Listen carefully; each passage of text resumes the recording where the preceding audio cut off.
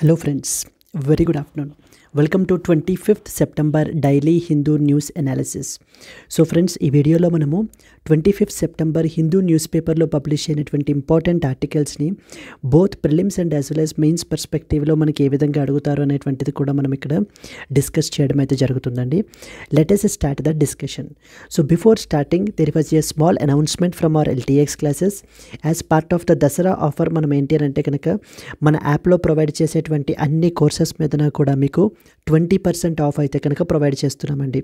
Right from starting the basic test series course దగ్గర నుంచి to our flagship UPSC general studies course వరకు అన్నిటి మీద కూడా మీకు ఏంటంటే ఈ 20% ఆఫ్ అయితే కనుక లభిస్తుంది. బట్ ఈ యొక్క ఆఫర్ పీరియడ్ వచ్చేసి మీకు ఓన్లీ 12th అక్టోబర్ వరకు మాత్రమే వ్యాలిడ్. ఇక్కడ స్క్రీన్ మీద కనిపించేటువంటి నెంబర్కి మీరు కాల్ చేసినట్లయితే మీకు ఏ విధమైన డౌట్స్ ఉన్నా కూడా మీరు క్లియర్ చేసుకుని ఈ యొక్క ఆఫర్ని మీరు తీసుకోవచ్చు. అండ్ అలాగే you can visit our website as well to get the latest list of all the available courses that we are providing. Let us start the discussion అండి. సో ఫ్రెండ్స్, బిఫోర్ స్టార్టింగ్ మనం ఇక్కడ చూపించేటువంటి articles మనం ఏంటి అని అంటే కనుక Delhi edition of the Hindu news paper నుంచి ఆర్టికల్స్ని పిక్ చేసి ఇక్కడ మనం డిస్కస్ చేయడం జరుగుతుంది. అసలు let us see the agenda. First of all ఏం ఆర్టికల్స్ డిస్కస్ చేస్తాము అనేటువంటిది ముందు ఇక్కడ చూద్దాము. Then we will move forward. So the first and foremost article, Karnataka high court upholds the nod for probe against the chief minister అని ఒకటి publish అయింది మనకి. ఇది India welcomes the good beginning on UNSC reforms. Israel seeks 10,000 skilled construction workers from India. The NCRF as a framework for well-rounded education editorial చూద్దాము. Center to launch the new urban poverty alleviation project. Unemployment rate remained the unchanged labor survey. Spices board targets $25 billion annual export by 2047. ఈ 7 articles కూడా మనకి ఏంటి అని అంటే కనుక so the Hindu దగ్గర నుంచి మనం ఏంటి అని అంటే ఈవేళ పబ్లిష్ అయినటువంటి న్యూస్ పేపర్ నుంచి మనం తీసుకోవడం జరిగింది. Where we follows Delhi edition అండి. ఇంకా remaining 4 articles 8, 9, 10 and as well as 11. So that is IPEF. Next వచ్చేసి Barak Bhuban wildlife sanctuary, SPICED scheme, Nagzira tiger reserve, ఇవన్నీ కూడా మనకి Press Information Bureau, Down to Earth, Indian Express, వీటి నుంచి ఆర్టికల్స్ డిస్కస్ చేయడం జరిగింది. ఈ రోజున ఈ వీడియోలో మనము 1 to 7 ది హిందూ అనాలిసిస్ అయితే చేస్తామండి. 8 to 11 మనం ఏంటి అని అంటే కనుక డైలీ మనం చేసేటువంటి డైలీ లైవ్ క్లాసెస్లో మనం ఏంటి అని అంటే డిస్కస్ చేయడం జరుగుతుంది. ఈ యొక్క లైవ్ క్లాసెస్ గురించి మీరు చూసుకున్నట్లయితే కనుక సో ఈ యొక్క ప్లాట్ఫామ్ మీరు చూడొచ్చు. As a current affairs daily live classes course అయితే కనుక మనకు జరుగుతుందండి. As part of the Dasara offer మీకు ఏంటి అని అంటే కనుక 5,000 ఉండాల్సినటువంటి కోర్స్ మీకు ఏంటంటే 4,000 రూపీస్కే మీకు అయితే అందుబాటులో ఉంటుంది. అయితే ఈ యొక్క ఆర్టికల్స్ అన్నీ కూడా మీరు లైవ్లో అయితే వినొచ్చు. మీకు ఏ విధమైన డౌట్స్ ఉన్నా కూడా నన్ను మీరైతే కనుక అడగచ్చండి. ఈ యొక్క కోర్స్ మీకు లైఫ్ టైం వ్యాలిడిటీతో అయితే వస్తుంది. ఈ యొక్క ఆఫర్ పీరియడ్ మీకు 12th అక్టోబర్ వరకు మాత్రమే మీకు వ్యాలిడ్. ఇక్కడ స్క్రీన్ మీద కనిపించే నెంబర్కి కాల్ చేసినట్లయితే ఈ current affairs related course related doubts మీకు ఏ ఉన్నా కూడా మీరు క్లియర్ చేసుకోవచ్చు. అండ్ ఇది బైలింగ్వల్ మోడ్లో మనం ఏంటి అంటే చెప్పడం జరుగుతుంది. So that even an absolute beginner can also easily understand. Yes అండి, that's it. So let us start the discussion. So the first and foremost article, Karnataka high court upholds the nod for the probe against the chief minister. So Karnataka chief మినిస్టర్ని related కేసుని investigate చేయడానికి Karnataka high court అయితే కనుక uphold అయితే చేసిందండి governor యొక్క డెసిషన్ని. So here before proceeding this let me tell you the basic facts. So మనకి కర్ణాటకలో we have the Mysore Urban Development Authority, MUDA అని చెప్పేసి ఒక అథారిటీ ఉందన్నమాట. వీళ్ళు ఏంటి అని అంటే కనుక in order to carry out the developmental activities so they acquire the land as well. అలాగే మనకి కర్ణాటక యొక్క చీఫ్ మినిస్టర్ సిద్ధారామయ్య గారి యొక్క వైఫ్ యొక్క అసెట్స్ని, ల్యాండ్స్ని ఏంటి అని అంటే కనుక మైసూర్లో కొన్ని యొక్క ల్యాండ్స్ని ఈ యొక్క ముడా సేకరించింది. సో తర్వాత మనకేంటి అని అంటే కనుక in another region it has provided the as a compensation కింద మనకేంటి అని అంటే కనుక it has allotted the other lands which are of much more higher value. Okay, in this particular context an allegation has been levied against the chief minister Siddaramaiah. So సిద్ధారామయ్యకి సంబంధించి ఏంటి అని అంటే కనుక, సో వాళ్ళ యొక్క వైఫ్ పేరు మీదన కావాలని ఇలాగా ఆస్తుల్ని ఇల్లీగల్గా రాయించుకున్నారు అని చెప్పేసి మనకి ఏంటి అని అంటే కనుక ఎలిగేషన్ పెట్టడం జరిగింది. సో దీని మీద ముగ్గురు యాక్టివిస్ట్స్ ఏంటి అని అంటే కనుక గవర్నర్ని అప్రోచ్ అయ్యారండి. So then governor has given the approval to sanction the investigation. So investigation carry out చేయడానికి పర్మిషన్ అనేటువంటిది ఇచ్చారనమాట. Now with that order now the Siddaramaiah went to high court. Karnataka హైకోర్టుకి వెళ్ళి ఏంటి అని అంటే కనుక గవర్నర్ ఇష్యూ చేసినటువంటి ఆర్డర్ని మనకి ఏంటి అని అంటే కనుక ఛాలెంజ్ చేశారు. ఆ పిటిషన్ని మనకి కర్ణాటక హైకోర్టులో ఫైల్ చేశారు. Then the Karnataka High Court has said that no, the petition has been dismissed and whatever the governor's decision that has to order the investigation is correct అని చెప్పేసి మనకి చెప్పడం జరిగింది. సో ఒక్కసారి కాంటెక్స్ట్ చూద్దాం. The Karnataka high court recently upheld అంటే ఒప్పుకోవడం అనమాట. Upheld the governor's decision. దేనికి? To permit an investigation into the Chief Minister Siddharamaiah regarding the allegations of irregularities in the allotment of 14 sites worth 56 crores to his wife by the Mysore Urban Development Authority. So Mysore Urban Development Authority 56,000 కోట్లు worth ఉండేటువంటి ఒక 14 సైట్లని మనకి ఏంటి అని అంటే కనుక తన యొక్క వైఫ్కి అలాట్ చేయడం అయితే కనుక జరిగిందండి. ఈ యొక్క అలిగేషన్ని మనకి ఏంటి అని అంటే కనుక ఇన్వెస్టిగేట్ చేయాలి అని చెప్పి గవర్నర్ మనకి ఏంటంటే కనుక ఆర్డర్స్ ఇష్యూ చేయడం జరిగింది. అంటే ఏంటంటే whenever any public servant is required, a prior approval is required అనమాట. whenever any public servant is involved, so then the prior approval of the governor is involved. So therefore the governor has given the sanction to investigate the case. Okay, so మనకి అప్పటి తర్వాత ఏం చేశారు? Siddaramaiah went to high court. The court dismissed the Siddaramaiah's petition challenging the legality of the governor's order marking a significant setback for the chief minister. This investigation is under the Prevention of Corruption Act. So public servants అండర్లో మనకి కరప్షన్ని mitigate చేయడానికి so మనకి Prevention of Corruption యాక్ట్ని మనకి enact చేయడం జరిగింది. And has raised the questions about the role of the governor and the judiciary in such matters. So you should understand that. So ప్రతిదీ మనం ఏంటంటే 3 డిఫరెంట్ పార్ట్స్గా మనం చూద్దామండి. ఫస్ట్ పార్ట్ వచ్చేసి మనకి ఏంటి అని అంటే కనుక గవర్నర్స్ డిస్క్రిషన్. ఇప్పుడు ఇలా గవర్నర్ ఇప్పుడు ఏంటి అని అంటే కనుక సిద్ధారామయ్య కేసుని ఇన్వెస్టిగేట్ చేయమని చెప్పి అప్రూవల్ ఇచ్చారు కదా. ఓకే, ఇన్ దిస్ కాంటెక్స్ట్ ఇప్పుడు సిద్ధారామయ్య మనకి ఏమంటున్నారు అని అంటే కనుక according to article number 163 of the constitution the governor have to work in aid and advise of the chief minister and council of ministers. So governor అనేటువంటి person chief minister and as well as other council of ministers యొక్క aid and advise తోటి work చేయాలి. So but here he has given so this particular order upon his own discretion.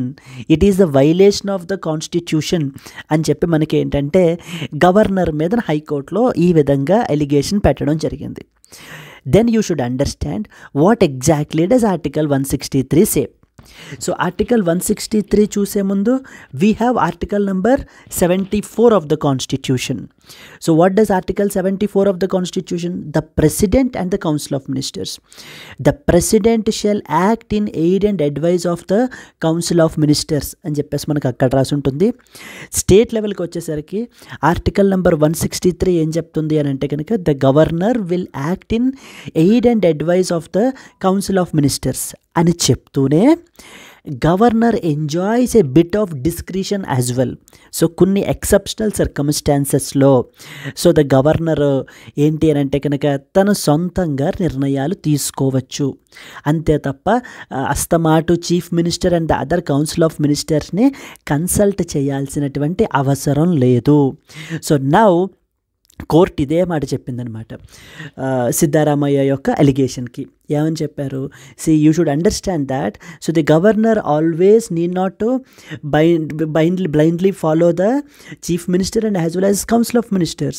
He can take his own decision with respect to in exceptional circumstances. And ఇక్కడ ఈ కేసులో at a time when this huge corruption has took place, now taking his own decision to sanction, to give the permission to investigate is constitutional.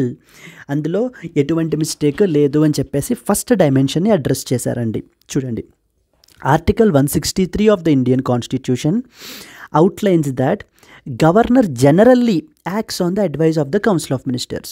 In general మనకి ఏంటంటే council of ministers యొక్క aid and advice తోటి మనకి work చేస్తారు. But కానీ the governor do enjoys some sort of independent discretion in certain cases. The court held that the governor exercised this discretion appropriately in granting the permission for the investigation.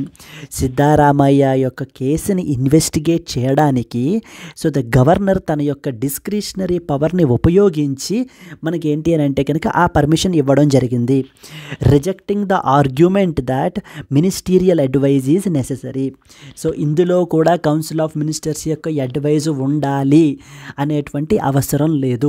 Because always the governor is not bound by the council of ministers. Yes అండి, court ఏం చెప్పింది? The court clarified that while the governor typically acts on the advice of the council of ministers only, but the present case falls under exceptional circumstances that justifies his independent action. అంటే ఐడియల్గా ఏమవ్వాలి? మనకి గవర్నర్కి council of ministers aid and advice చేస్తారు. Aid and advice చేసి accordingly governor అయితే దాని యొక్క decisions మీద యాక్ట్ చేస్తారు. కానీ గవర్నర్కి మన కాన్స్టిట్యూషన్ ఏంటంటే కొంత డిస్క్రిషన్ ఇచ్చిందనమాట. అస్తమాటు governor council of ministers, chief minister and as well as council of ministers చెప్పిన మాటే వినాలి అనేటువంటి రూల్ లేకుండా కొంత డిస్క్రిషన్, తన సొంత నిర్ణయాలు కూడా తీసుకోవచ్చు. And that discretion is final. ఏది తన డిస్క్రిషన్ కాదు అనేటువంటిది కూడా తనే చెప్తారు. ఇట్ ఈజ్ ఫైనల్ అని చెప్పేసి కూడా మనకి ఆ యొక్క ప్రొవిజన్ని మనకి కాన్స్టిట్యూషన్లో యాడ్ చేయడం జరిగింది. నువ్వు ఇప్పుడు హైకోర్టు మనకి ఏంటి అని అంటే అదే ఇంటర్ప్రిటేషన్ చెప్పింది. ఇక్కడ గవర్నర్ ఇక్కడ కూడా Siddaramaiah and other council of ministers యొక్క మాట వినాల్సినటువంటి అవసరం లేదు. తనకంటూ he enjoys some independent discretion. ఆ డిస్క్రిషన్ ఉపయోగించుకునే మనకి ఏంటి అని అంటే కనుక ఈ యొక్క నిర్ణయం తీసుకున్నారు. ఏ నిర్ణయం? చీఫ్ మినిస్టర్ని ఇన్వెస్టిగేట్ చేయడానికి. ఏ కేసులో? ఈ యొక్క 56 crores illegal allotment to his wife by the MUDA వాళ్ళు ఇల్లీగల్గా అలాట్ చేసినటువంటి ల్యాండ్ రిలేటెడ్ కేసుని ఇన్వెస్టిగేట్ చేయడానికి మనకి ఏంటి అని అంటే కనుక గవర్నర్ తన యొక్క డిస్క్రిషన్ అండర్లో చెయ్యొచ్చు అని అప్హోల్డ్ చేశారనమాట. సెకండ్ ఇంపార్టెంట్ పాయింట్ ఏంటంటే సెక్షన్ 17A. ఒక పబ్లిక్ సర్వెంట్ మీదన ఇన్వెస్టిగేట్ క్యారీ అవుట్ చేయాలి అని అంటే సెక్షన్ 17A మనకి ఏంటి అని అంటే కనుక ఎన్ఫోర్స్మెంట్లోకి వస్తుందన్నమాట. అంటే ఇంప్లిమెంట్ అవుతుంది, అప్లై అవుతుంది basically. Section 17A of the Prevention of Corruption act was a central point of this particular case. ఒక్కసారి నేను మీకు సెక్షన్ 17A ఏంటి అనేటువంటిది కూడా చూపించానండి. ఒక్కసారి ఏంటి అనేటువంటిది చదువుదాము. ఈ పర్టికులర్ ప్రొవిజన్ ఏంటనేది అంత అవసరం లేదు, కొంత పోర్షన్ చదివితే సరిపోతుంది. చదివిన without that I have highlighted, నేను ఏ పోర్షన్ అయితే హైలైట్ చేశానో అది మనకి చదివితే సరిపోతుంది. మనకి అది చూసిన తరువాత అప్పుడు సిద్ధారామయ్య ఏం ఎలిగేషన్ చేస్తున్నారు, దానికి కోర్టు ఏం సమాధానం చెప్పింది అనేటువంటివి మనం చూద్దాం. ఇప్పుడు చూడండి, first of all section 17A దేని గురించి? Enquiry or investigation of offences related to recommendations or decisions made by a public servant. ఒక పబ్లిక్ సర్వెంట్కి సంబంధించినటువంటి డెసిషన్స్ని మనకి ఏమైనా కూడా ఇన్వెస్టిగేట్ చేయాలి అని అంటే కనుక section 17A of the Prevention of Corruption act మనకి ఏంటంటే కనుక ఒక డీటెయిల్డ్ ప్లాన్ అనేటువంటిది ప్రొవైడ్ చేసింది. అంటే ప్రొసీజర్ అనేటువంటిది ప్రొవైడ్ చేసింది. ఏమంటుంది చూడండి. ఇక్కడ మీరు ఏంటి అని అంటే రెండు విషయాలు మీకు ఇక్కడ అర్థం కావాలి. First of all investigation. Second one is prosecution. Prosecution. Investigation అంటే జనరల్లీ మనకి ఏంటి అని అంటే, so the police will involve here. అంటే ఇప్పుడు ఎవిడెన్స్ని గ్యాదర్ చేయటము, లేకపోతే కనుక సో మనకి ఏంటి అని అంటే కనుక ఎవరెవరినైనా కూడా సాక్షులు విట్నెస్లు ఉంటే కనుక వాళ్ళతో మాట్లాడటము, ఈ విధంగా పోలీసులు ఏవేమైతే యాక్టివిటీస్ క్యారీ అవుట్ చేస్తారో, అంటే ఈ ఎలిగేషన్ నిజమే అని ప్రూవ్ చేయడానికి ఏ విధంగా ఎవిడెన్స్ని కలెక్ట్ చేస్తారో అదంతా కూడా మనకి దేని అండర్లోకి వస్తుంది, ఇన్వెస్టిగేషన్ అండర్లోకి వస్తుంది. Then coming to prosecution. Prosecution అంటే అర్థం ఏంటి అని అంటే కనుక introduction in the court. Allegation అంతా స్ట్రాంగ్ అయిన తర్వాత మనకేంటి అని అంటే కనుక, for example if this allegation is true, ఏదైతే ఎలిగేషన్ పెట్టారో ఇలా ఈ విధంగా 56,000 కోట్ల 14 సైట్లు మనకి ఏంటి అని అంటే కనుక దీనికి ఈవిడికి మనకి ఏంటి అని అంటే కనుక అలాట్ చేశారు అనేటువంటి ఎలిగేషన్ కరెక్టే, ఇది ఇల్లీగల్గా చేశారు అని చెప్పేసి ఒక ఎవిడెన్స్ ఇన్వెస్టిగేషన్లో కన్క్లూడ్ అయిన తర్వాత then we will be going to prosecution. Prosecution అంటే దీన్ని కోర్టులోకి ఇన్వాల్వ్ చేయబడడం జరుగుతుంది. You should first of all understand the difference between investigation and as well as prosecution. Section 17A investigation వరకు మాట్లాడుతుంది అంతే. సెక్షన్ 17A ఇన్వెస్టిగేషన్ వరకు మాట్లాడుతుంది. ప్రాసిక్యూషన్ వచ్చేసి మనకి ద సెకండ్ స్టెప్, అదే తర్వాత స్టెప్లో చూద్దాం. సో ఫస్ట్ ఆఫ్ ఆల్ ముందు ఇప్పుడు ఎలిగేషన్ పెట్టారు, నిజంగానే ఈ యొక్క ఇది కమిట్ చేశారా, ఈ యొక్క ఇర్రెగ్యులారిటీ మనకి కమిట్ చేశారా లేదా, ఈ అఫెన్స్ చేశారా లేదా అనేటువంటిది ముందు ఇన్వెస్టిగేట్ చేయాలి కదా. అందుకని సెక్షన్ 17A అప్లై అవుతుంది. చూడండి, no police officer shall conduct any enquiry or investigation into any offence alleged to have been committed by a public servant under the Act, where the alleged offence is relatable to any recommendation made or decision taken by such public servant in discharge of his official functions or duties without the previous approval.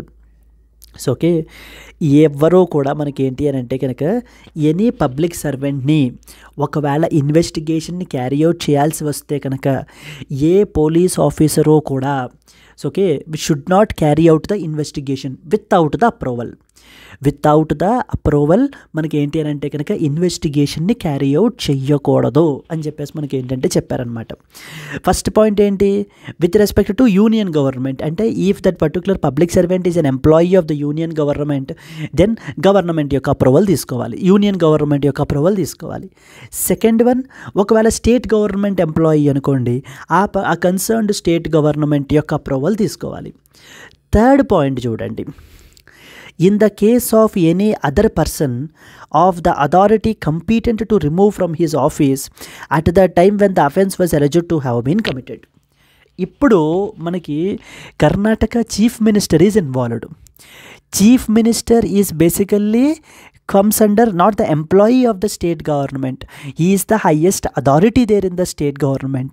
In that case మనకి ఏంటి అని అంటే third కేటగిరీలోకి వస్తారు. అంటే clause ఏలో only union government employees, clause బిలో only state government employees, clause సిలో మనకి ఏంటి అని అంటే కనుక any such these type of people.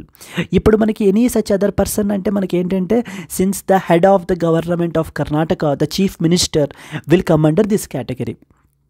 మరి ఇప్పుడు చీఫ్ మినిస్టర్నే ఇన్వెస్టిగేట్ చేయాలి అని అంటే దట్ కంపీటెంట్ అథారిటీ ఎవరు, that competent authority is governor. అంటే గవర్నర్ మనకి ఏంటి అని అంటే కనుక చీఫ్ మినిస్టర్ని ముందు ఇన్వెస్టిగేట్ చేయాలి అని అంటే కనుక ముందు గవర్నర్ ఏం చేయాలి, అప్రూవల్ ఇవ్వాలి. According to which section, according to section 17A.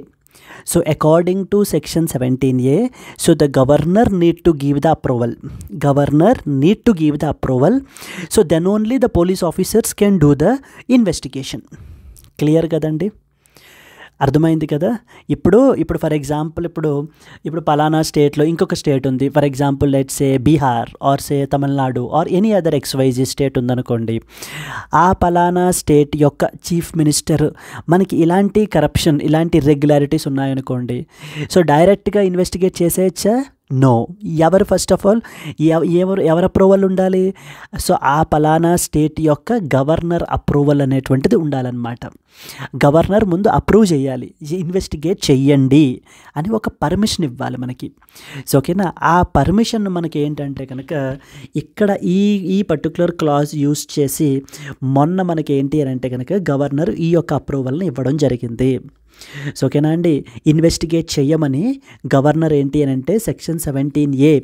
So ఓకేనా, కర్ణాటక గవర్నరు సెక్షన్ 17Aని యూస్ చేసుకుని, క్లాజ్ Cని యూస్ చేసుకుని, పవర్ మరి తన దగ్గర ఉంది కాబట్టి తను ఆ యొక్క శాంక్షన్ ఇవ్వబడడం జరిగిందనమాట ఇన్వెస్టిగేట్ చేయడానికి. ఇప్పుడు మనకి సిద్ధారామయ్య దీన్నే, ఈ గవర్నర్ డెసిషన్నే ఛాలెంజ్ చేస్తూ హైకోర్టుకి వెళ్ళారు. గవర్నర్కి ఆ పవర్ ఎక్కడుంది అని చెప్పేసి ఫస్ట్ ఏం చెప్పారు, గవర్నర్ ఇండిపెండెంట్గా యాక్ట్ చేయాలి, గవర్నర్ ఇండిపెండెంట్గా యాక్ట్ చేసే ఇది లేదు, he cannot work on his discretion అని చెప్పారు. కోర్టు ఆర్గ్యుమెంట్ని కొట్టి పారేసింది. రెండో ఆర్గ్యుమెంట్ ఏం చెప్పారంటే, సో చూడండి, no police officer shall conduct any enquiry or offence alleged without the previous approval. So ఇక్కడ మనకి హైకోర్టు ఎలా ఇంటర్ప్రిట్ చేసిందంటే, no police officer will conduct enquiry, ఏ పోలీస్ ఆఫీసరు కూడా ఎటువంటి ఎంక్వైరీ ఆర్ ఇన్వెస్టిగేషన్ చెయ్యరు వితౌట్ ద ప్రీవియస్ అప్రూవల్, అంటే approval లేకుండా. సో పోలీస్ ఆఫీసర్స్ మనకి ఏంటంటే ఇన్వెస్టిగేట్ చెయ్యకూడదు అని చెప్పి రాసింది ఇక్కడ. అయితే ఇప్పుడు మనకి గవర్నర్ ఏం చేశారు, governor has given that particular మనకి అప్రూవల్ అనేటువంటిది ఇచ్చారనమాట. ఇప్పుడు సిద్ధారామయ్య ఏమంటున్నారంటే, ఇక్కడ పోలీస్ ఆఫీసర్ ఇక్కడ అప్రూవల్ తీసుకోలేదు, ఇక్కడ అప్రూవల్ ఎవరి దగ్గర నుంచి, గవర్నర్ దగ్గర నుంచి. సో 3 ప్రైవేట్ కంప్లైనెంట్స్ వచ్చి మనకి ఏంటి అని అంటే కనుక అప్రూవల్ తీసుకున్నారు ఎవరి దగ్గర, గవర్నర్ దగ్గర. ఇది సెక్షన్ 17A వరకు వర్తించదు అని చెప్పారనమాట. మీకు అర్థమైందా అండి? సో మనకి ఏమడుగుతున్నా, ఇప్పుడు ఏం చెప్తున్నారు, ఇప్పుడు no police officer shall conduct any enquiry without the previous approval. So previous approval లేకుండా పోలీస్ ఆఫీసర్ ఎవ్వరూ కూడా ఎటువంటి ఇన్వెస్టిగేషన్ పబ్లిక్ సర్వెంట్ విషయంలో క్యారీ అవుట్ చెయ్యకూడదు అని చెప్పారు. ఓకే, ఇప్పుడు ఏంటి అని అంటే కనుక, బట్ ఈ సిద్ధారామయ్య కేసులో 3 ప్రైవేట్ కంప్లైనెంట్స్ వెళ్ళి ఈ యొక్క అప్రూవల్ని తీసుకున్నారనమాట. ఇప్పుడు సిద్ధారామయ్య అదే చెప్తున్నారు. సో ఈ సెక్షన్ 17A ఓన్లీ పోలీస్ ఆఫీసర్సే వెళ్ళి ఈ అప్రూవల్ తీసుకోవాలి, అంతే తప్ప ప్రైవేట్ కంప్లైనెంట్స్ కాదు అని. దానికి కోర్టు ఏం క్లారిఫై చేసింది అని అంటే కనుక చూడండి.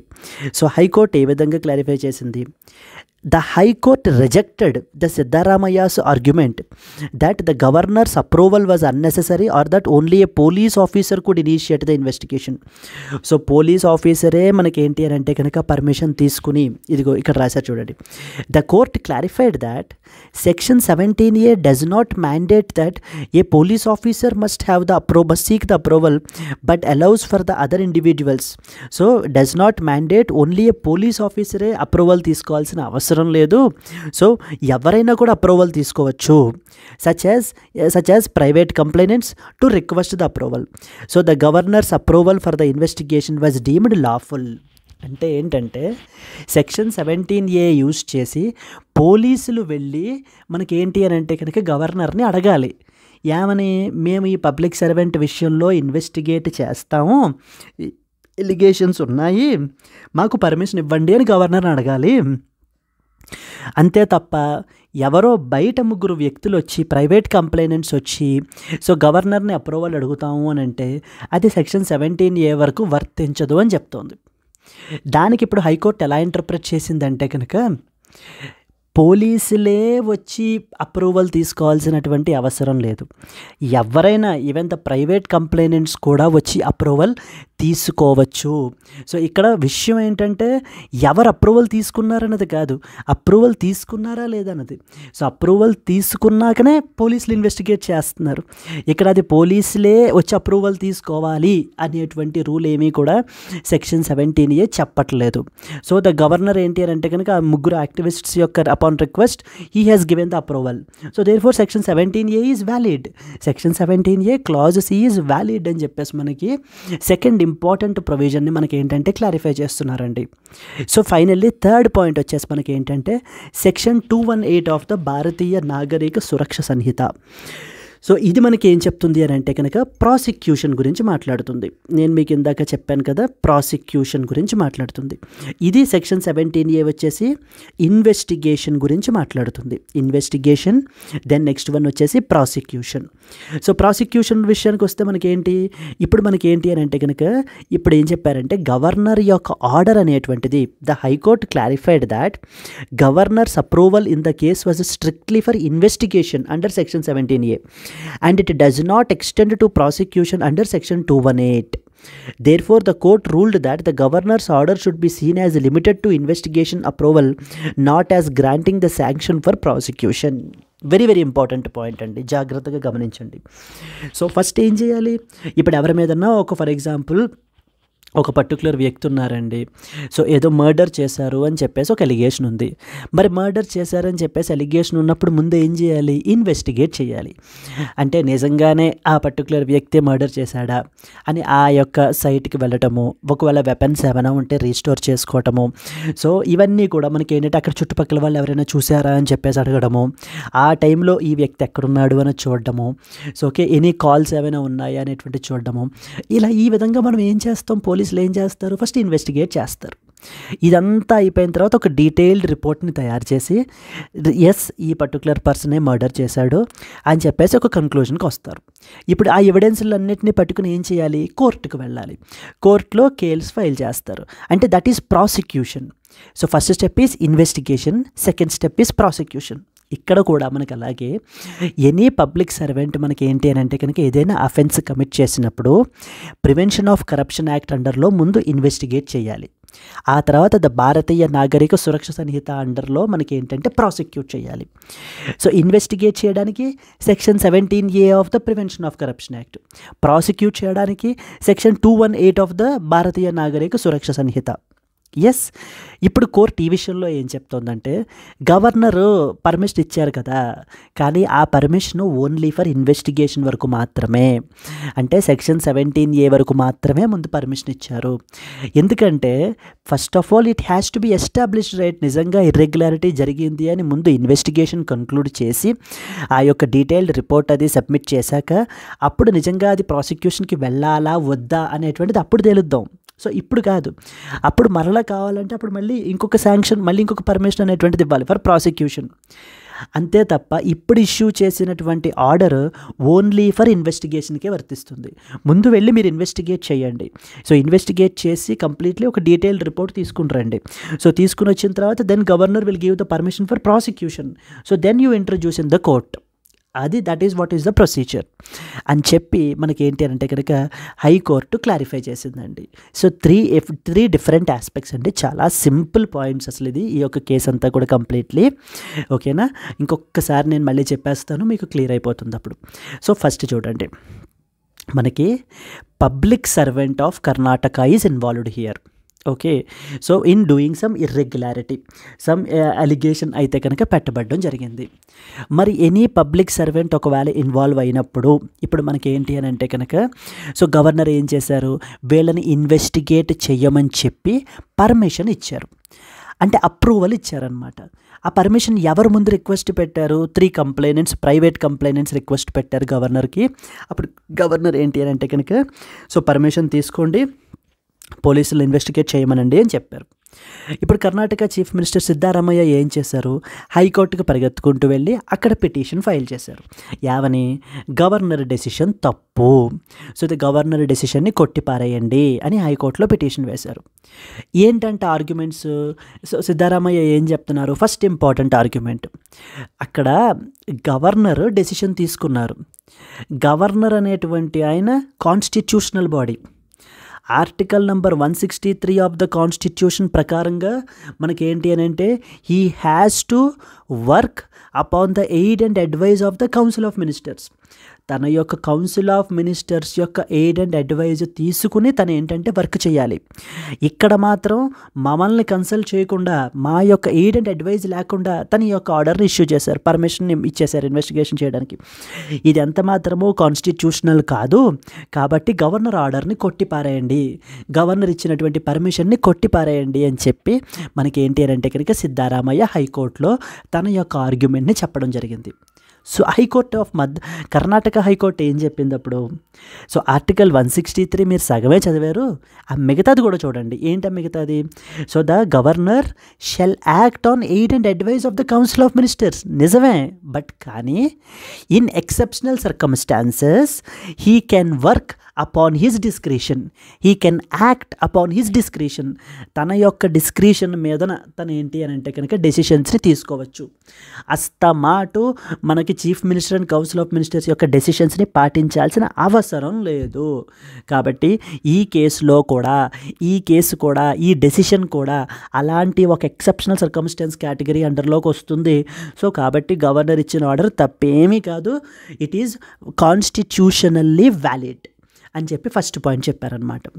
సెకండ్ స్టేట్మెంట్, సరే ఫస్ట్ ఆర్గ్యుమెంట్ని కొట్టిపారేశారు. సెకండ్ ఆర్గ్యుమెంట్ ఏం చెప్పారంటే మీరు సెక్షన్ 17A చదవండి. సెక్షన్ 17A చదివితే పోలీస్ ఆఫీసర్ ఒక పబ్లిక్ సర్వెంట్ని ముందు ఇన్వెస్టిగేట్ చేయాలంటే గవర్నర్ యొక్క ఆ పర్టికులర్ కంపిటెంట్ అథారిటీ యొక్క అప్రూవల్ తీసుకోవాలి. ఇక్కడేమో ప్రైవేట్ కంప్లైనెంట్స్ వెళ్ళి అప్రూవల్ తీసుకున్నారు.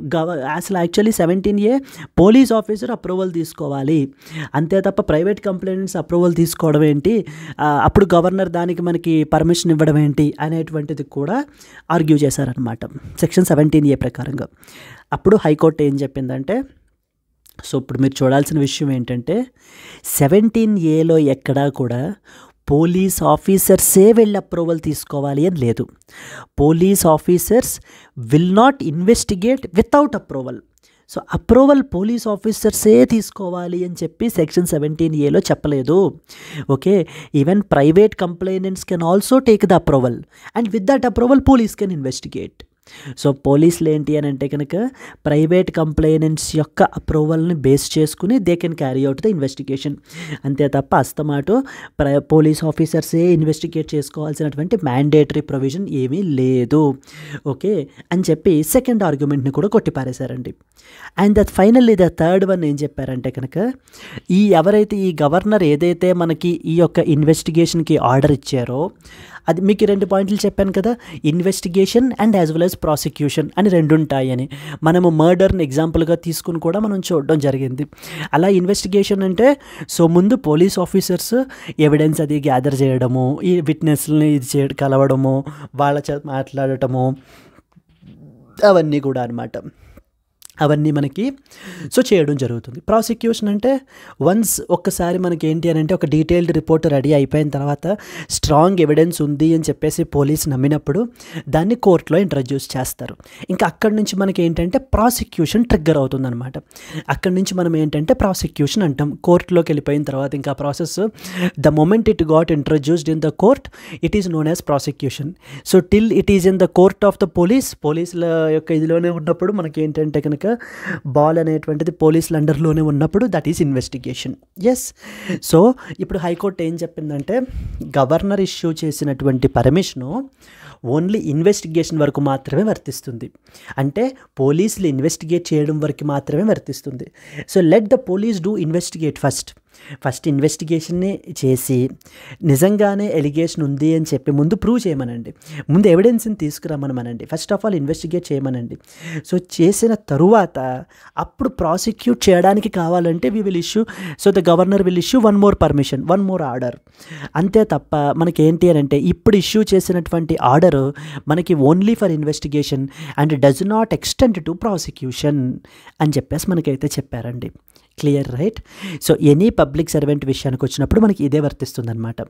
ఒకవేళ మీకు ఏంటి అని అంటే యూనియన్ గవర్నమెంట్ ఎంప్లాయీ ఎవరైనా తప్పు చేశారనుకోండి, ఇలాంటి ఎలిగేషన్ ఉందనుకోండి, అప్పుడు క్లాజ్ ఏ వర్తిస్తుంది. క్లాజ్ ఏ మనకి ఏంటి అని అంటే కనుక యూనియన్ గవర్నమెంట్ ఎంప్లాయీ వచ్చినప్పుడు అప్పుడు ఆ యూనియన్ గవర్నమెంట్ అప్రూవల్ తీసుకోవాలి.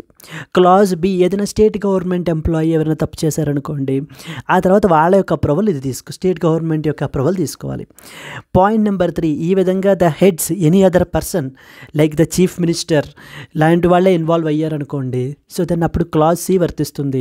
మరి ఒక స్టేట్లో చీఫ్ మినిస్టర్ని కూడా రిమూవ్ చేయగలిగేటువంటి అధికారం మనకి సో గవర్నర్కి ఉంటుంది కాబట్టి so the governor has to give the approval under clause C. అందుకని ఈ విషయంలో ఇక్కడ కూడా మనకి ఏంటంటే governor of Karnataka has given the approval under clause C to investigate in to this allegation. ఈ యొక్క అలిగేషన్ని మనకి ఏంటి అంటే ఇన్వెస్టిగేట్ చెయ్యమని పర్మిషన్ ఇవ్వడం అయితే జరిగిందండి. So these are the important points. I hope you have understood and you have enjoyed. Only 3 points. Point number 1, article number 163 of the constitution. Point number 2, section number 17A of the Prevention of Corruption Act. Section 17A of the Prevention of Corruption Act. Point number 3, section 218 of the Bharatiya Nagarik సురక్ష సంహిత. భారతీయ నాగరిక సురక్ష సంహిత. ఈ 3 పాయింట్ల మీదనే మనకి ఏంటంటే కనుక హైకోర్టులో పిటిషన్ని dismiss చేయబడడం జరిగింది. So these are the 3 main points that you are expected to know అండి, even from the exam perspective. Okay, finally the high court ruling upholds the governor's discretionary power. Governor యొక్క డిస్క్రిషనరీ పవర్ అండర్ ఆర్టికల్ 163ని uphold చేశారు. And clarifies the application of section 17A. Section 17A యొక్క application interpretation ఏంటి అనేటువంటిది. And అలాగే section 218 in the corruption investigations కూడా prosecution related aspects కూడా మనకి చెప్పడం జరిగిందనమాట. It sets an important legal precedent emphasizing that sanction for investigation is distinct from sanction from prosecution and reaffirms the governor's authority to permit the investigations without any undue interference or the delay. Yes, Andy, this is what is the article that you are expected to know about. I hope you enjoyed this particular article and మీకు అసలు ఏంటి ఈ story ఏంటి అనేటువంటిది మీకు అర్థమైంది అని నేను అనుకుంటాను. So if yes, please do like it and do comment your comments. I would like to see those as well, Andy. Yes. So India welcomes the good beginning on UNSC reform అని చెప్పేసి ఒక important article అయితే publish అయింది. Something related to that of the United Nations ఆర్గనైజేషన్కి సంబంధించి ఒక important ఇది జరిగిందనమాట. రీసెంట్గా న్యూయార్క్లో మనకి United Nations Summit of the Future అనేటువంటి ఒక ఇంపార్టెంట్ యునైటెడ్ నేషన్స్ సమిట్ అయితే జరిగిందండి. ఎక్కడ జరిగింది? న్యూయార్క్లో జరిగిందనమాట రీసెంట్గా. సో మన యొక్క హానరబుల్ ప్రైమ్ మినిస్టర్ కూడా ఈ యొక్క సమిట్కి అయితే అటెండ్ చేశారు. And here after this summit so the pact for the Future అనేటువంటి దాన్ని మనకి ఏంటి అని అంటే కనుక అడాప్ట్ చేసుకున్నారు. ఏంటంటే అది ప్యాక్ట్ ఫర్ ద ఫ్యూచర్ అనేటువంటి దాన్ని మనకి ఏంటి అంటే అడాప్ట్ చేసుకున్నారు. ఈ యొక్క డాక్యుమెంట్లో ప్యాక్ట్ ఫర్ ద ఫ్యూచర్ అనేటువంటిది ఒక డాక్యుమెంట్ అనమాట. ఈ యొక్క డాక్యుమెంట్లో యునైటెడ్ నేషన్స్ సెక్యూరిటీ కౌన్సిల్ని రిఫార్మ్ చేయాలి.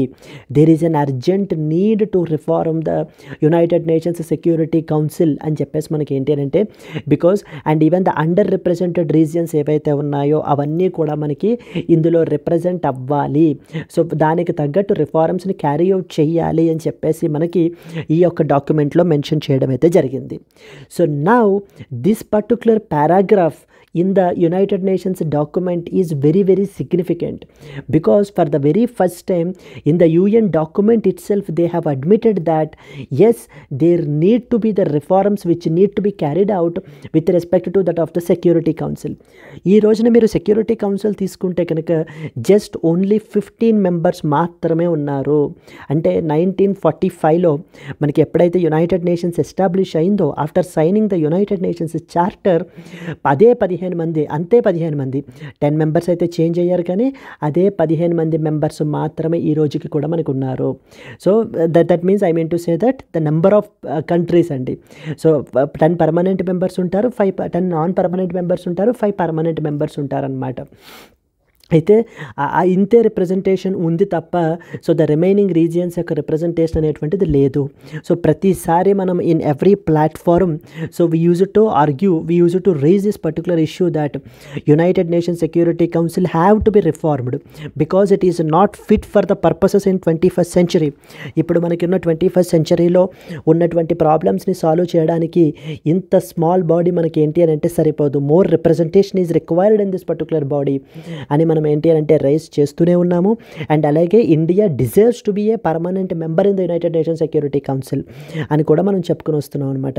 So okay, in every international platform so we're advocating this particular thing.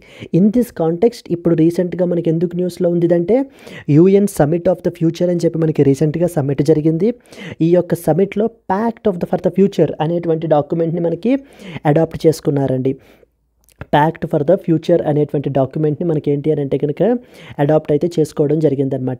In that document ఈ యొక్క యునైటెడ్ నేషన్స్ సెక్యూరిటీ కౌన్సిల్ని రిఫార్మ్ చేయాలి, యూఎన్ ఇన్స్టిట్యూషన్స్ని రిఫార్మ్ చేయాలి అని చెప్పేసి మనకి ఈ యొక్క డాక్యుమెంట్లో మెన్షన్ చేయడం జరిగింది.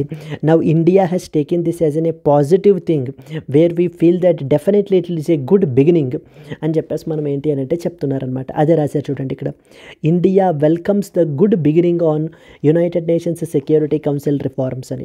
So let us read important points. India has acknowledged that the recent inclusion of the United Nations Security Council reform paragraph, UNSC reform para, in a summit document is a significant step. It marks the progress in the India's ongoing efforts to push for a more inclusive and representative UNSC in every international platform. So we always push for that there should be a United Nations Security Council should be in such a way that it is more inclusive and as well as more representative అని చెప్పేసి మనం ఏంటి అని అంటే కనుక చెప్పడం జరుగుతుంటుంది. For the very first time, please be very clear with this thing, for the very first time a United Nations summit document contained a paragraph specifically addressing the need for Security Council reform. అంటే ఈ యొక్క డాక్యుమెంట్లో mention చేశారనమాట క్లియర్గాని security కౌన్సిల్ని reform చేయాల్సినటువంటి అవసరం ఎంతగానో ఉంది. So the underrepresented countries like Africa and as well as the global south countries ni representation అయితే కనుక పెంచాలి, representation need to be there, so they should also deserve their representation in this particular body అని ఈ యొక్క డాక్యుమెంట్లో మనకి చెప్పడం జరిగింది. The pact of the future adopted on September 22nd 2023 కాదండి 2024 by mistake, printing mistake పడింది. So the pact of the future that is adopted on September 2024 promises to push towards the reforms that make the UNSC more representative, transparent and as well as democratic. Okay, మొన్న September 22న మనకి ఏంటి అని అంటే ఈ యొక్క UN Summit of the Future అని చెప్పేసి మనకి జరిగింది. ఆ యొక్క UN Summit of the future తర్వాత మనకి ఏంటంటే మన ఒక అవుట్కమ్ డాక్యుమెంట్ని ఒకటి అడాప్ట్ చేసుకుంటారు కదా, ఆ యొక్క డాక్యుమెంట్ పేరు ఏంటంటే ప్యాక్ట్ ఆఫ్ ద ఫ్యూచర్ అనమాట. ఈ ప్యాక్ట్ ఆఫ్ ద ఫ్యూచర్ అనేటువంటి document very very important even for our prelims perspective as well. Mains పర్స్పెక్టివ్లో కూడా మీరు ఏంటంటే GS paper 2 United Nations Security Council, United Nations organisations గురించి ఈ యొక్క expanding the United Nations institutional reforms గురించి ఏదైనా క్వశ్చన్ వచ్చినప్పుడు మీరు ఈ డాక్యుమెంట్ని అవుట్ రైట్గా మెన్షన్ చేయొచ్చు. So recently a UN Summit of the Future took place in న్యూయార్క్లో అయితే కనుక జరిగింది. In this particular summit so the pact of the future ఇవి మెన్షన్ చేయాలన్నమాట క్లియర్గా మనం. So the pact of the future was adopted in this particular summit and as part of this document, so United Nations Security Council gurinchi this document has addressed that, so it has mentioned, it has emphasized that so that United Nations Security Council need to be reformed, so okay, so that more and more inclusive representation undali, underrepresented countries ఇందులో represent అయ్యే విధంగా ఉండాలి అని చెప్పేసి మనకి ఏంటంటే admit చేశారు అనేటువంటి విషయాన్ని మీరైతే కనుక మెన్షన్ చేయడం వల్ల you can have one more additional mark అనమాట. ఎస్ అండి, India along with other nations is looking forward to text-based negotiations within a fixed time frame to expand and reform the United Nations Security Council.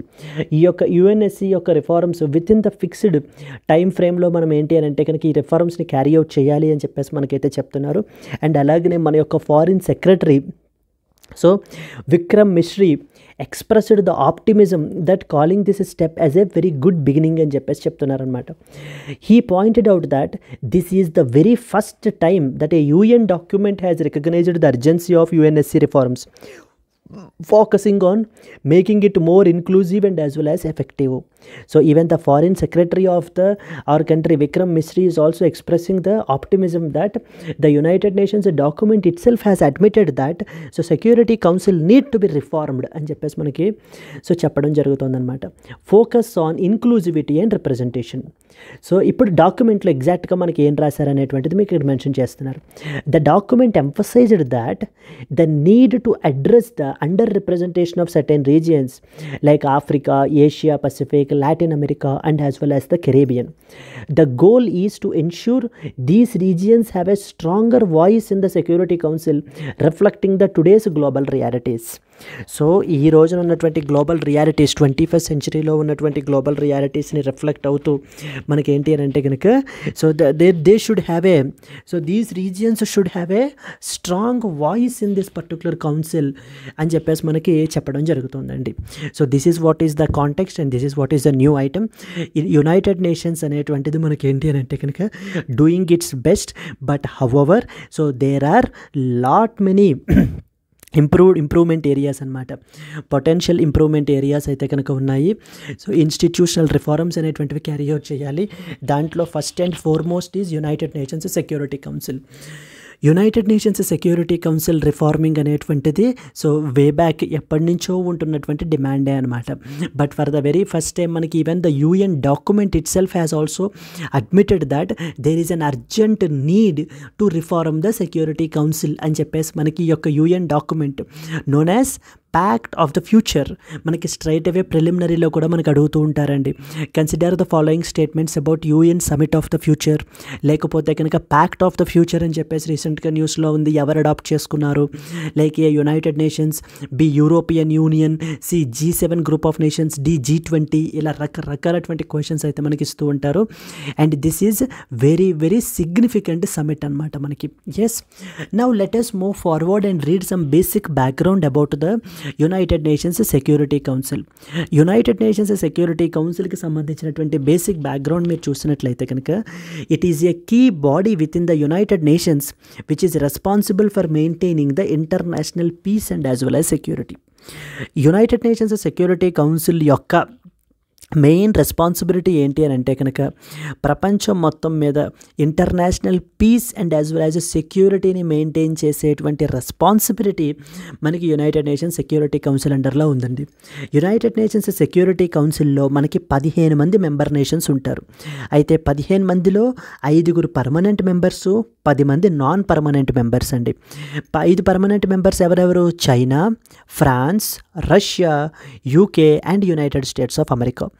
Non permanent members ఎవరెవరు అంటే ఎవరెవరు అనేటువంటిది మనకు అవసరం లేదు. Because ఎందుకనంటే సో వీళ్ళు ఫర్ ఎవ్రీ 2 years మనకి చేంజ్ అయిపోతూ ఉంటారు. So the 10 non-permanent members they are elected by the United Nations General Assembly. So మనకి ప్రిన్సిపల్ ఆర్గాన్స్ ఉన్నాయి కదా, like United Nations General Assembly, so the United Nations Security Council, United Nations General Assembly, United Nations Security Council. Then next one వచ్చేసి we have the International Court of Justice. So then we have the International Court of Justice, United Nations Security Council, General Assembly, and then Trusteeship Council, and as well as UN Secretariat,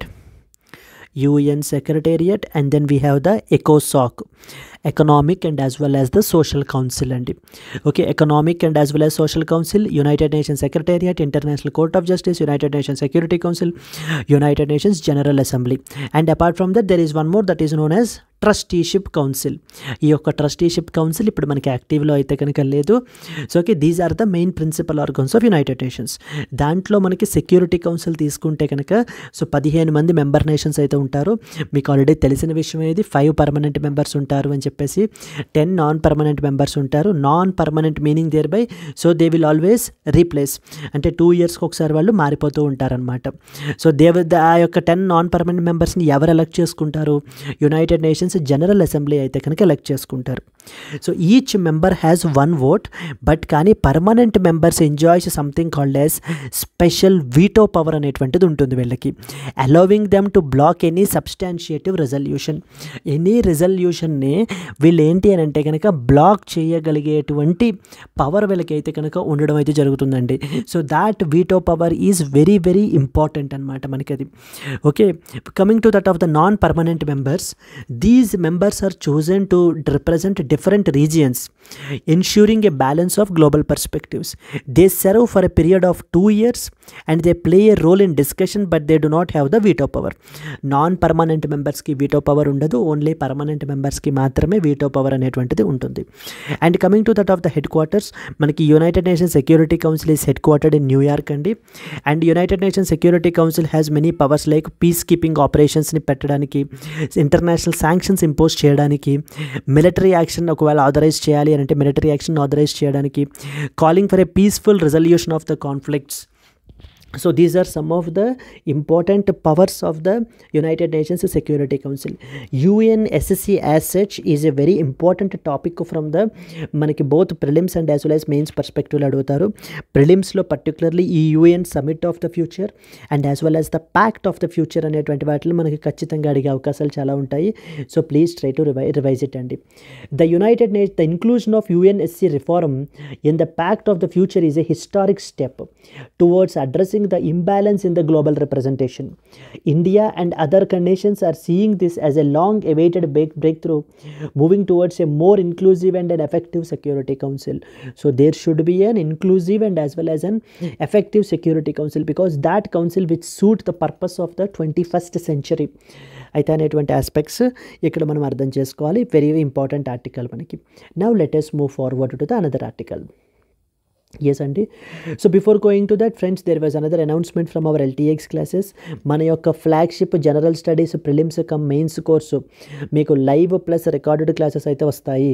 even though if you are an absolute beginner, that doesn't make any problem. సో మీరు ఈజీగా ఈ యొక్క క్లాసెస్ని మీరు అయితే కనుక అర్థం చేసుకోవచ్చు. As part of Dasara offer 30,000 మనం ఛార్జ్ చేసేటువంటి దానికి మీకు 24,000కి మీకు అయితే కనుక అవైలబుల్గా ఉందండి. ఇది మీకు ఏంటి అని అంటే కనుక లైఫ్ టైం వ్యాలిడిటీ తోటి మీకు ఈ కోర్స్ అయితే కనుక వస్తుంది. ఈ యొక్క offer valid up till 12th October వరకు మాత్రమే వ్యాలిడ్ అనమాట. ఇక్కడ స్క్రీన్ మీద కనిపించేటువంటి నెంబర్కి మీరు కాల్ చేసినట్లయితే మీకు ఏ విధమైన డౌట్స్ ఉన్నా క్లియర్ చేసుకోవచ్చు, మన ఎక్స్పర్ట్ టీమ్తో మాట్లాడచ్చు. You can visit our website as well ltxclasses.com.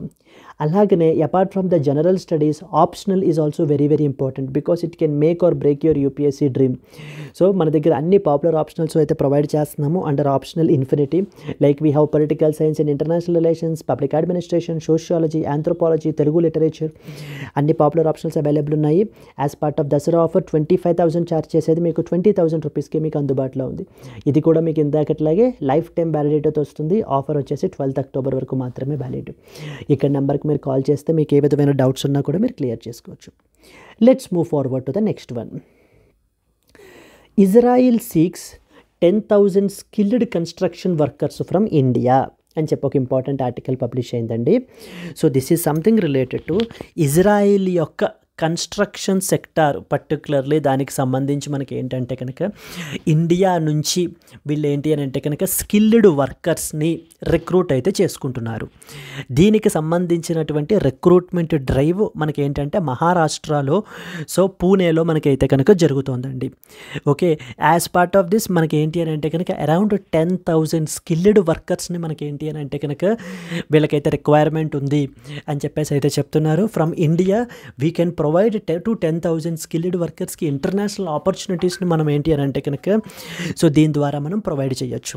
Okay, మనకి పూణేలో మనకి ఇండస్ట్రియల్ ట్రైనింగ్ ఇన్స్టిట్యూట్లో ఈ యొక్క రిక్రూట్మెంట్ డ్రైవ్ అయితే కనుక జరుగుతోంది. Israel is actively recruiting the 10,000 more skilled Indian workers as part of the 8-day recruitment drive.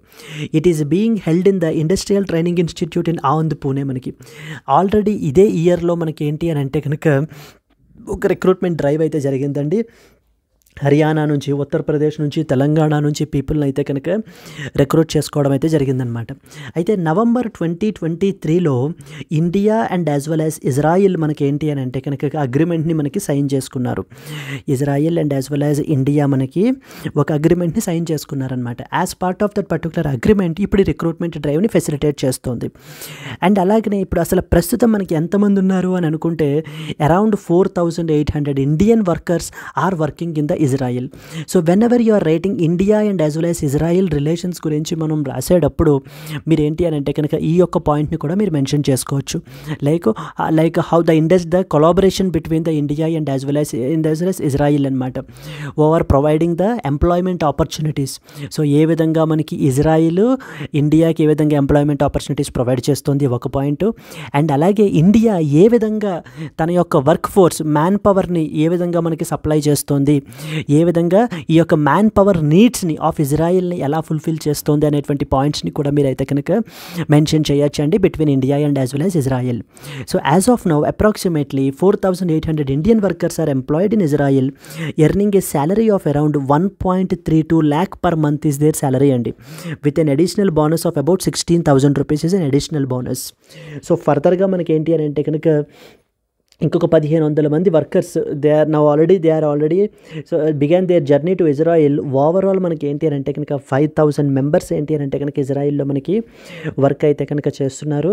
Even it is now being expanded to now additional 10,000 మెంబర్స్కి ఇప్పుడు ఏంటి అని అంటే కనుక ఆపర్చునిటీస్ అనేటువంటివి కల్పించబోతున్నారు. మెయిన్లీ ఈ యొక్క ఏ స్కిల్డ్ వర్కర్స్ని అంటే ఏ సెక్టార్స్లో మనల్ని తీసుకుంటారు అంటే ఇక్కడ పీపుల్ని expertise in the framework, iron bending, plastering and as well as the ceramic tiling. అంటే పర్టికులర్లీ అండర్ ద కన్స్ట్రక్షన్ సెక్టార్కి సంబంధించి మనకి ఏంటి అని అంటే కనుక ఎక్కువ రిక్వైర్మెంట్ ఉందండి మనకి ఇజ్రాయిల్లో. ఇన్ దస్ పర్టికులర్ సెక్టార్ మనకి ఏంటి అని అంటే కనుక ఎంప్లాయ్మెంట్ ఆపర్చునిటీస్ అనేటువంటివి మనం ప్రొవైడ్ చేస్తున్నాం. సో అయితే నేను చెప్పాను కదా నవంబర్ 2023లో ఒక అగ్రిమెంట్ అయితే సైన్ చేసుకున్నారని. This recruitment drive is basically a result of the government to government G2G agreement signed between India and as well as Israel in November 2023. You can quote this point as well while you are writing India and Israel relations కి సంబంధించి రాసుకుంటే కనుక. So India and as well as Israel have signed the government to government G2G agreement అయితే కనుక మనకు sign చేసుకున్నారు, which has facilitated the recruitment of even more than 10,000 skilled workers so to be working in the construction sector, particularly in the 4 critical areas such as the framework, iron bending, plastering and ceramic tilling లో మనకి ఏంటి అంటే కనుక work opportunities అనేటువంటివి provide చేయడానికి ఇక్కడ 2 sides of the coin. ఒకటేంటి, so Israel మనకి ఏం చేస్తుంది, మన యొక్క స్కిల్డ్ వర్కర్స్కి ఎంప్లాయ్మెంట్ ఆపర్చునిటీస్ కల్పిస్తుంది. అండ్ అలాగే ఇండియా ఏం చేస్తుంది, ఇజ్రాయిల్కి కావాల్సినటువంటి మ్యాన్ పవర్ సప్లై ఏదైతే ఉందో దాని అంతటిని కూడా మనకి ఏంటంటే ప్రొవైడ్ చేస్తుంది. ఇక్కడ పాయింట్లో మనకి Maharashtra government wise providing this infrastructure and logistic support అయితే ప్రొవైడ్ చేస్తున్నారు. Very important body something called as national skill development corporation NSDC. It is responsible for preparing the Indian candidates for the technical and professional challenges that they will face in the Israel. So మనకి ఇజ్రాయిల్లో ఏ విధంగా మన యొక్క Indian candidates technical and professional challenges face చేస్తారు అనేటువంటి వాటికన్నిటికీ కూడా మనకి ఈ యొక్క ట్రైనింగ్ అనేటువంటిది ప్రొవైడ్ చేయడం జరుగుతుంది. అండ్ మోస్ట్ ఇంపార్టెంట్లీ సో ఈ యొక్క recruitment drive, this initiative is seen as a strategic move to position India as a global supplier of skilled labour for international markets, especially in the construction sector. So India can become a global supplier of the skilled work force అనమాట. మన యొక్క skilled work force ప్రపంచానికి ఒక skilled work force యొక్క నీడ్స్ని మనం ఏంటి అని అంటే కనుక ఖచ్చితంగా ఫుల్ఫిల్ అయితే కనుక చేయొచ్చు, especially in the construction sector. And ఈ విధంగా మనకి ఏమవుతుంది, ఇక్కడ మనకి ఉన్నటువంటి లోకల్ పీపుల్ ఎవరైతే ఉంటారో స్కిల్డ్ వర్కర్స్ వాళ్ళందరికీ మనము ఇంటర్నేషనల్ ఆపర్చునిటీస్ని కల్పించవచ్చు. అంటే ఎంప్లాయ్మెంట్ ఆపర్చునిటీస్ని మనం ఆ విధంగా కల్పిస్తున్నాము. అండ్ అలాగనే అవతల కంట్రీస్ యొక్క మ్యాన్ పవర్ నీడ్స్ని ఏవైతే ఉన్నాయో వాటిల్ని మనం ఫుల్ఫిల్ చేస్తున్నాము. It's a win game. So for the India and as well as the other country that is being involved. For example in this case it is Israel అనేటువంటి ఆస్పెక్ట్ని మీరైతే కనుక ఇక్కడ అర్థం చేసుకోవాలండి. అండ్ అలాగే ఇంకొక డైమెన్షన్ ఏంటంటే ఎస్టర్డే ఆర్టికల్లో మనం డిస్కస్ చేసాము, ఇండియా మనకి ఏంటి అని అంటే ఇజ్రాయిల్కి, మన యొక్క ఇండియన్ కంపెనీస్ ఇజ్రాయిల్కి మనకి ఏంటి అని అంటే కనుక డిఫెన్స్ ఎక్విప్మెంట్ని మనకి ఏంటంటే ఎక్స్పోర్ట్ చేస్తున్నాయన్నమాట. ఎక్స్పోర్ట్ చేస్తూ ఉంటే దాని మీద మనకి ఏంటంటే సుప్రీంకోర్టులో పిటిషన్ ఒకటి వేశారు, ఈ యొక్క లైసెన్సెస్ అన్నిటినీ కూడా సస్పెండ్ చేయండి అని చెప్పి. దానికి సంబంధించి ఎస్టర్డే ఒక వెరీ ఇంపార్టెంట్ ఆర్టికల్ అయితే వచ్చిందండి. Even that can also be very important point with respect to India and as well as ఇజ్రాయిల్కి సంబంధించినటువంటి పాయింట్, మీరు అది కూడా తెలుసుకోవాలన్నమాట. Try to watch yesterday's video as well if you have not watched and couple that with this particular article. So India and Israel relations అని పెట్టుకుని మీరు ఏంటి అని అంటే కనుక ఒక 3-4 పేజెస్ మీరు పెట్టుకుని ఆ 3-4 పేజెస్లో India and as well as Israel గురించి ఇలా వచ్చిన ప్రతిసారి మీరు ఏంటి అని అంటే కనుక మీ యొక్క నోట్స్లో మీరు తయారు చేసుకుంటే కనుక so down the line by the time of exam you can freely refer to that particular notes and your notes will be the most comprehensive one అండి. Okay, so this is the one important thing with respect to note making చేయాల్సినటువంటి విధానమే అదనమాట. Okay, let us move to that of the next article. So moving to that of the next article మనకి yes అండి, coming to the next article, the NCRF as a framework for the well rounded education అని చెప్పేసి మనకి so the chairman of University Grants Commission అయితే కనుక ఈ article అయితే రాశారు. So in this context they are talking about something called as National Education Policy NEP అని చెప్పేసి మనకైతే కనుక తీసుకుని వచ్చారు కదండి. In order to revolutionalize the education system in our country and from this NEP something called as NCRF అంటే national credit framework అయితే అనేటువంటి దాన్ని మనకి ఏంటి అని అంటే కనుక it is one more framework which is derived from that of the national Education policy. అంటే ద నార్మల్ అకాడమిక్ లెర్నింగ్ కాకుండా, అంటే normal academic learning and as well as వాటికి సంబంధించినటువంటి ఎగ్జామ్స్, అదే సబ్జెక్ట్ మీద ఎగ్జామ్స్, అదే సబ్జెక్ట్ మీద మార్క్స్ కాకుండా ఈ యొక్క నేషనల్ క్రెడిట్ ఫ్రేమ్వర్క్ ఏం చేస్తుంది అని అంటే not only academic learning but also the other aspects. So మనకి ఏంటి అని అంటే వాటికి కూడా మనకి క్రెడిట్స్ అనేటువంటివి ఇస్తుందన్నమాట ఈ ఫ్రేమ్వర్క్ మనకి. ఈ యొక్క మోడల్ని, ఈ యొక్క ఫ్రేమ్వర్క్ని అయితే కనుక సో మనకి ఈ యొక్క NEP నుంచి అయితే డిరైవ్ చేశారు. ఈ యొక్క ఫ్రేమ్వర్క్ డెఫినెట్లీ మన యొక్క ఎడ్యుకేషన్ సిస్టమ్నే ట్రాన్స్ఫార్మ్ చేస్తుంది. బికాజ్ ఎందుకనంటే ఈరోజు మనం చూసినట్లయితే around 51% of the India's graduates are not employable అని చెప్పేసి మనకి ఏంటి అని అంటే కనుక వేరియస్ రిపోర్ట్స్ అయితే కనుక చెప్తున్నాయండి. అంటే 51% of the India's graduates are unemployable. That means they don't have the skills which are required so to do those particular jobs. ఆ యొక్క జాబ్స్ చేయడానికి మనకి ఏంటి అని అంటే కనుక స్కిల్స్ అనేటువంటివి పీపుల్ దగ్గర లేవు. So therefore there is a dire need that our education system has to be revamped and one such reform is this national credit framework. సో దీన్ని కనుక మనం ఏంటంటే ఈ హయ్యర్ ఎడ్యుకేషనల్ ఇన్స్టిట్యూషన్స్ అడాప్ట్ చేసుకున్నట్లయితే కనుక మనము ఒక వెల్ రౌండెడ్ ఎడ్యుకేషన్ సిస్టమ్ని అయితే డిజైన్ చేసిన వాళ్ళం అవుతాము. అండ్ అలాగే స్టూడెంట్కి మనకి ఏంటంటే ఆ యొక్క స్కిల్ గ్యాప్ని మనము బ్రిడ్జ్ చేయగలము. సో ఓకేనా, అంటే తను నేర్చుకున్నది and as well as whatever the skills that are required for doing the jobs so మనం ఏంటి అని అంటే వాటిని ఇంపార్ట్ చేయగలము అని చెప్పేసి మనకి ఏంటంటే కనుక సో చెప్పడం జరుగుతుందండి ఈ యొక్క ఆర్టికల్లో. అండ్ అలాగే కరికులంని కంప్లీట్లీ రివైజ్ చేయాలి, కంప్లీట్లీ చేంజ్ చేయాలి. అంటే బేసిక్ అకాడమిక్ లెర్నింగే కాకుండా ద అదర్ ఆస్పెక్ట్స్ యాజ్ వెల్కి కూడా మనం ఏంటి అని అంటే కనుక క్రెడిట్స్ని ప్రొవైడ్ చేయాలి. చూడండి, so this article discusses about something called National Credit Framework as a transformative element derived from the NEP 2020. It focuses on how this NCRF, the National Credit Framework NCRF, offers flexibility in education, allowing the students to earn the credits from various activities and promoting the balance between the vocational training and as well as academic learning. Academic learning తో పాటుగా మనకి ఏంటి అని అంటే కనుక vocational training కూడా, అంటే for example apprenticeship లేకపోతే ఆన్ ద జాబ్ ట్రైనింగ్ లేకపోతే ఎనీ అదర్ యాక్టివిటీస్ అనమాట. So this framework AIIMS to modernize the and democratize the higher education in our country by addressing the evolving technological and societal needs. ఈ రోజున మనం ఉన్న పరిస్థితులు చూసినట్లయితే ప్రపంచంలో ఉన్నటువంటి technological and as well as societal నీడ్స్ని బట్టి ఉన్నటువంటి ప్రస్తుతం ఉన్నటువంటి ఎడ్యుకేషన్ సిస్టమ్ అనేటువంటిది కరెక్ట్ కాదు. So that is not suitable.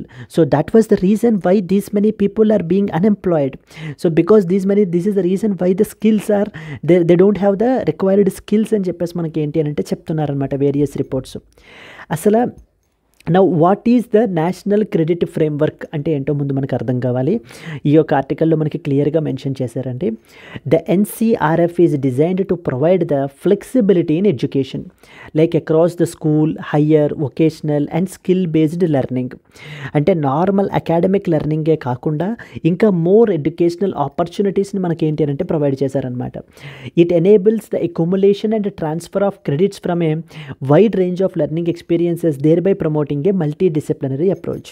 అంటే for example so multiple flexibility ఏ విధంగా ప్రొవైడ్ చేశారంటే మీరు ఏంటంటే చూసినట్లయితే students can earn the credits from various activities like such as classroom teaching ద్వారా, ల్యాబొరేటరీ వర్క్స్ చేస్తూ, ఎనీ రీసెర్చ్ ప్రాజెక్ట్స్లో ఇన్వాల్వ్ అయినా, ఎనీ ఇంటర్న్షిప్స్ ఆర్ అప్రెంటిస్షిప్ చేయడము, స్పోర్ట్స్, యోగా, అంటే వాటిలన్నిటిలో కూడా ఏంటంటే రెస్పెక్టివ్ అసెస్మెంట్స్ ఉంటాయన్నమాట. ఆ యొక్క అసెస్మెంట్స్ని క్వాలిఫై అయినట్లయితే కనుక they will earn the credits. So ఈ విధంగా చేయడం వల్ల మనకేమవుతుంది, నార్మల్ అకాడమిక్ లెర్నింగ్తో పాటు ఈ విధమైనటువంటి స్కిల్ బేస్డ్ ట్రైనింగ్ కూడా ఈ హయ్యర్ ఎడ్యుకేషన్ ఇన్స్టిట్యూట్స్లో మనం ప్రొవైడ్ చేసినట్లయితే ఆ యొక్క మార్కెట్ యొక్క నీడ్స్కి ఈ యొక్క గ్రాడ్యుయేట్స్కి ఉన్న స్కిల్ గ్యాప్ని మనము బ్రిడ్జ్ చేయొచ్చు అనేటువంటిది కాన్సెప్ట్ అనమాట ఇక్కడ. The broad based educational opportunities that is afforded by NCRF allows the students to customize their learning. అంటే they may involve in the internship works, research projects లో ఇన్వాల్వ్ అవ్వచ్చు, ల్యాబొరేటరీ వర్క్స్లో ఇన్వాల్వ్ అవ్వచ్చు, Atal tinkering ల్యాబొరేటరీస్లో involve అవ్వచ్చు, లేకపోతే యోగాలో involve అవ్వచ్చు. అంటే they can choose the multiple opportunities అనమాట.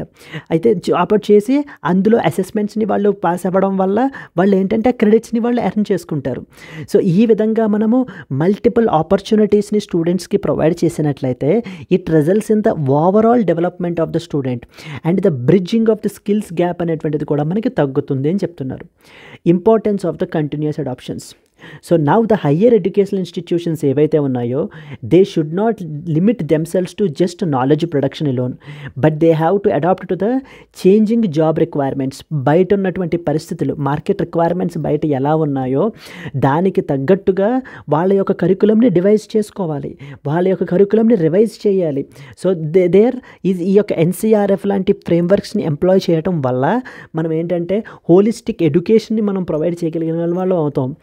They should focus on providing the skills for emerging roles and even self-employment opportunities.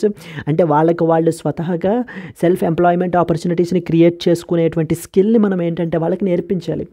So while still maintaining their academic and research focus. అంటే వాళ్ళ యొక్క academic and as well as research focus అలా ఉంటూనే మనం ఏంటి అని అంటే parallelly we have to build the skill. ఆ యొక్క స్కిల్స్ని మనం ఏంటి అని అంటే బిల్డ్ చేయాలి. So the article stresses the need for continuous adaptation and as well as innovation to ensure that higher education system remains relevant in the face of rapid technological changes.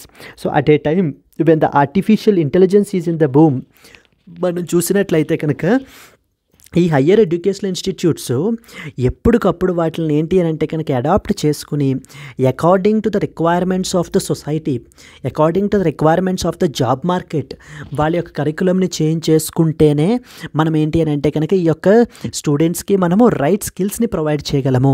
అప్పుడే అన్ఎంప్లాయ్మెంట్ని మనం తగ్గించవచ్చు. అండ్ అలాగే so that is where the things will work అని చెప్పేసి మనకి ఏంటంటే ఈ యొక్క ఆర్టికల్లో మనకి ఆథర్ మాట్లాడుతున్నారండి. సో ఫైనల్గా ఆథర్ సజెషన్స్ ఏంటి మనం చూసినట్లయితే balance the vocational and academic training.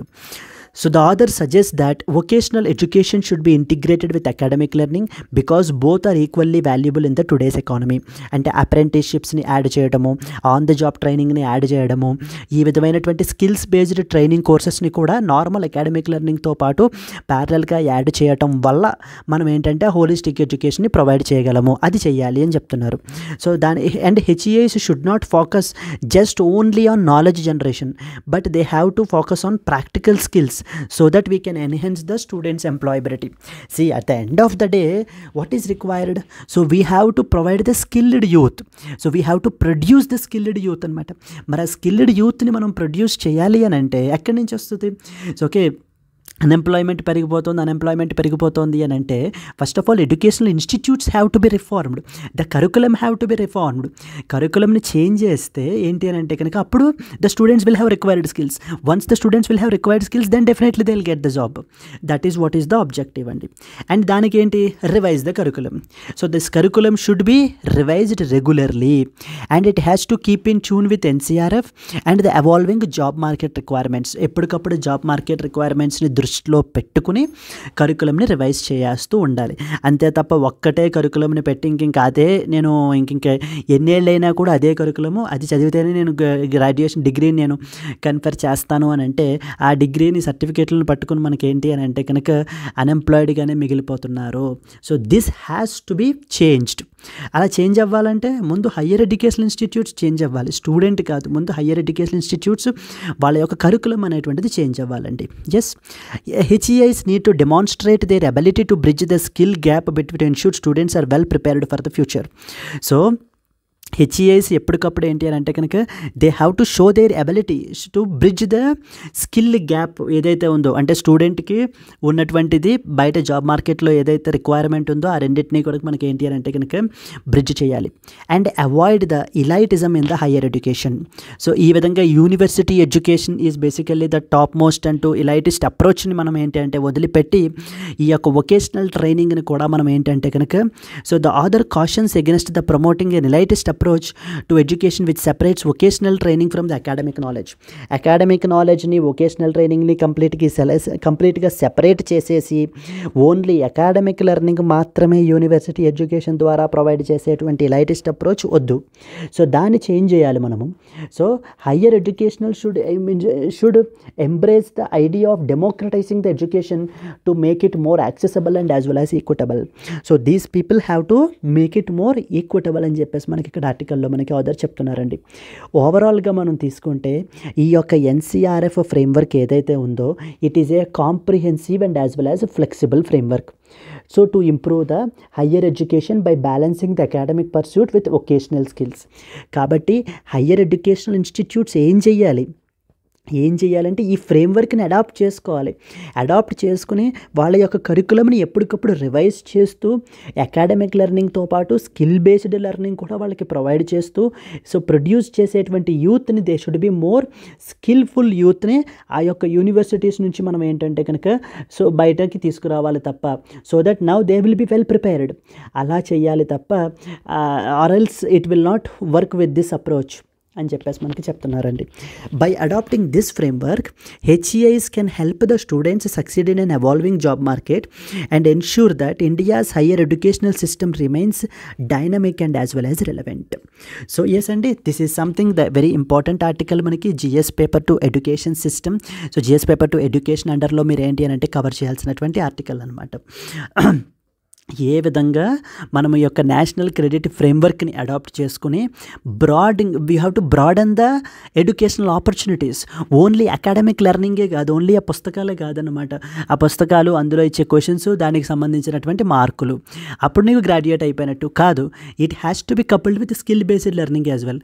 Existing universities అన్నీ కూడా ఓన్లీ దట్ ట్రెడిషనల్ అప్రోచ్ని మాత్రమే ఫాలో అవుతున్నాయి. ఈ యొక్క వొకేషనల్ని అకాడమిక్ లెర్నింగ్ని కంప్లీట్లీ సెపరేట్ చేసేసి అలా ఉండకుండా రెండు కలిపి ఇంటిగ్రేటెడ్గా ఉండాలి అనేటువంటిది ఇక్కడ ఆర్టికల్లో ఆథర్ యొక్క మెయిన్ వ్యూ పాయింట్ అండి. Clear, right? Let's move to the next article.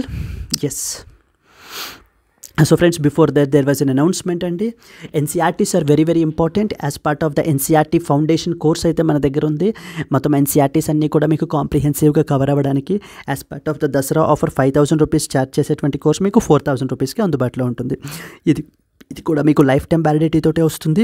Offer వచ్చేసి 12th అక్టోబర్ వరకు మీకు మాత్రమే వ్యాలిడ్. స్క్రీన్ మీద కనిపించే నెంబర్కి కాల్ చేయండి, మీకు ఏ విధమైన డౌట్స్ ఉన్నా క్లియర్ చేసుకోండి. Yes friends, let's move forward to the next one. Centre to launch the new urban poverty alleviation project. Yes అండి, సో సెంట్రల్ గవర్నమెంట్ మనకి ఏంటి అని అంటే కనుక అర్బన్ పావర్టీని, అంటే అర్బన్ ఏరియాస్లో మనకు ఉన్నటువంటి పావర్టీని సో ఎలివియేట్ చేయడానికి, సో కంప్లీట్లీ ఎలిమినేట్ చేయడానికి, ఆ యొక్క పావర్టీ ట్రాప్ నుంచి, ఆ సైకిల్ నుంచి పీపుల్ని బయటికి తీసుకురావడానికి ఒక ఇంపార్టెంట్ ప్రాజెక్ట్ అయితే కనుక లాంచ్ చేయబోతోంది. దానికి సంబంధించి ఏంటి అని అంటే కనుక ఒక పైలట్ ప్రాజెక్ట్ని లాంచ్ చేశారనమాట. సో చూడండి, the union government will launch a new project focusing upon the urban poverty alleviation. A pilot project will begin in 25 cities across India on October 1st. So October 1st ముందు మనకి ఏంటి అని అంటే కనుక ఒక pilot ప్రాజెక్ట్ని అయితే కనుక స్టార్ట్ చేయబోతున్నారు. మెయిన్లీ ఇది మనకి industrial hubs, migrant centres, aspirational districts, port సిటీస్లో మనకి ఏంటంటే కనుక ఈ యొక్క పైలట్ సిటీస్ని అయితే ఇంక్లూడ్ చేయడం జరిగింది. ఇది ఒక 3 months పాటు ఈ ప్రాజెక్ట్ అయితే కనుక రన్ అవుతుంది, like with a 1 month preparatory phase to ensure the smooth implementation. ఈ ప్రోగ్రామ్ అంతా కూడా ముందు ఏంటి అని అంటే కనుక it is a test, learn and as well as the scale approach. So ముందు ఈ యొక్క పైలట్ సిటీస్ని సెలెక్ట్ చేసుకుని, సో వీటిల్లో ముందు టెస్ట్ చేసి అక్కడి నుంచి ఏమేమి ఇష్యూస్ ఉన్నాయి అనేటువంటివి సో నేర్చుకుని దెన్ అప్పుడు మిగతా వాటికి స్కేల్ చేస్తారనమాట. ఈ యొక్క అప్రోచ్ని వీళ్ళు ఏంటి అని అంటే కనుక to ensure the effective delivery follow అవ్వడం అయితే జరుగుతుంది. And it is developed under the union housing and as well as urban poverty alleviation ministry అండర్లో మనకి ఈ యొక్క ప్రాజెక్ట్ని ఇంప్లిమెంట్ చేయడం జరుగుతుంది. ఈ ప్రాజెక్ట్లో మెయిన్ ఫోకస్ ఏరియాస్ ఎవరెవరు అంటే like construction workers, gig workers, waste pickers, care workers, domestic workers, transportation workers, the most vulnerable sections of our society. So ఎవరైతే ఉన్నారో వీళ్ళని అప్లిఫ్ట్ చేయడం మనకి ఏంటి అని అంటే కనుక ఫోకస్ అనమాట. These individuals often face the occupation related risks and the lack access to financial and as well as residential security అనేటువంటిది కూడా ఉండదు. As part of this project మనకి ఏంటి అని అంటే కనుక so the primary aim is to break the cycle of poverty by providing them the financial assistance provide చేయడము, social protection, micro enterprises ఉంటే కనుక వాటికి క్రెడిట్ని ప్రొవైడ్ చేయడము, సో దట్ అంటే లోన్స్ అవి ఇవ్వటము. సో తద్వారా మనకి ఏంటి అని అంటే కనుక వాళ్ళకు కూడా ఎంప్లాయ్మెంట్ ఆపర్చునిటీస్ని అవి కల్పించి వాళ్ళని ఆ పావర్టీ సైకిల్లోంచి బయటికి తీసుకురావాలి. We have to break the cycle of that particular poverty అనేటువంటిది ప్రైమరీ గోల్ అనమాట. The programme emphasises on strategic interventions and a collaborative approach to reshape the livelihood landscape in India. So the focus should be ensuring the benefits of urbanization also reach the most vulnerable sections of the society. ఈ యొక్క urbanisation benefits మనకి ఏంటి అని అంటే కనుక vulnerable sections of our society like the construction workers or the transportation workers వీళ్ళకి కూడా అంతే విధంగా మనకి ఏంటి అని అంటే కనుక చెయ్యాలి అనేటువంటిది ఆలోచన అనమాట. Suggestions for designing the programme were provided by around 28 states and UTs during a workshop. This workshop involved the state mission directors, municipal commissioners and senior officials. So this is something related to urban poverty ని alleviate చేయడానికి central government ఒక కొత్త ప్రాజెక్ట్ని అయితే కనుక launch చేయబోతోందండి. దానికి సంబంధించి ఏంటి అని అంటే కనుక ఒక పైలట్ ప్రాజెక్ట్ని అయితే రీసెంట్గా 25 cities మనకి ఇంప్లిమెంట్ అయితే చేశారనమాట. లైక్ ఈ ప్రాజెక్ట్ అండర్లో మనకి ఫైనాన్షియల్ అసిస్టెన్స్ అనేది ప్రొవైడ్ చేయడము, నెక్స్ట్ వచ్చేసి క్రెడిట్ యాక్సెస్ని అంటే లోన్స్ అవి ప్రొవైడ్ చేయడము ఫర్ మైక్రో ఎంటర్ప్రైజెస్కి. So soon we will see the new project, a full fledged project for alleviating the urban poverty. Poverty is very very important topic అండి under the GS paper 3. Poverty and as well as unemployment అనేటువంటివి మనకి చాలా important topics అనమాట. You need to go through this particular topic very తరోగా మనం ఏంటి అని అంటే కనుక చదవాలి. Let's move forward to the next one. Now again unemployment. So previously we talked about poverty and now came the one more article that is related to unemployment. So GS paper 3 లో poverty, unemployment, inclusive growth ఈ areas అన్నీ కూడా మనకి చాలా important అండి. Yes, the next one. Unemployment rate remains unchanged, says the labor survey. So రీసెంట్గా మనకి ఈ యొక్క labour bureau periodic labour force survey అయితే కనుక మనకి పబ్లిష్ చేశారండి for July 2023 to June 2024. So ఈ యొక్క సర్వే యొక్క ఐడెంటిఫికేషన్ ఫైండింగ్స్ అనేటువంటివి మనకి ఈ ఆర్టికల్లో మెన్షన్ చేశారనమాట. It shows no major change in the unemployment rate. Unemployment రేట్లో ఎటువంటి చేంజ్ లేదు. Like the unemployment rate stands at 3.2%, the same as last year as per the labour bureau. అయితే మనకి వర్క్ ఫోర్స్ డిస్ట్రిబ్యూషన్కి సంబంధించి చూస్తే కనుక అగ్రికల్చరల్ సెక్టార్లో మాత్రము there is a minor increase in the number of workers అయితే ఇంక్రీజ్ ఉన్నారు. And the most worrying concern ఏంటి అని అంటే manufacturing sector. Manufacturing sector shows no growth at all in generating the new jobs. So this is very very serious concern అండి మన కంట్రీలో. manufacturing sector is lagging behind a lot, like when compared with agricultural sector and as well as the services sector. So services sector and agricultural sector విషయంలో comparatively మనం చూసుకుంటే manufacturing sector అనేటువంటిది so it's often lagging behind. అందుకని చెప్పేసి మనకి రీసెంట్గా articles కూడా చాలా ఆర్టికల్స్ కూడా మనకి ఎక్స్పర్ట్ సజెస్ట్ చేస్తున్నారనమాట.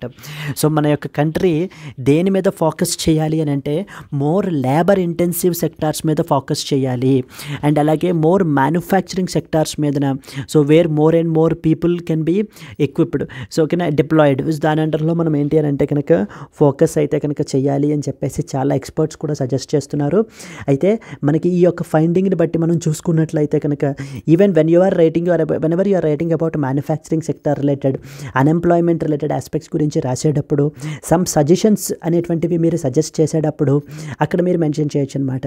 Like according to the periodic labour force survey of by the Labor Bureau, so the manufacturing sector has shown no growth at all in generating the new jobs.